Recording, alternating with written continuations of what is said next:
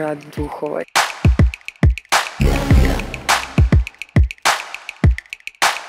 One hengaju.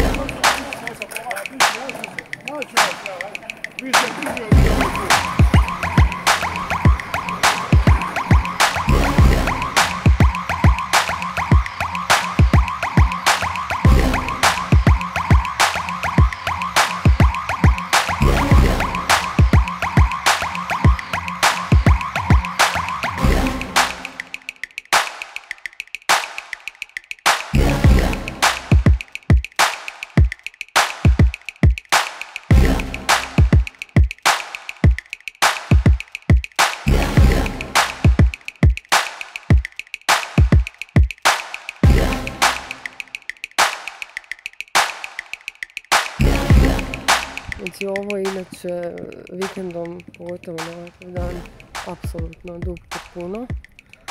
Jedino što se meni čini da sam ja jedina budala u ovom gradu koja izbjegava ljude, možda se izmiče od njih.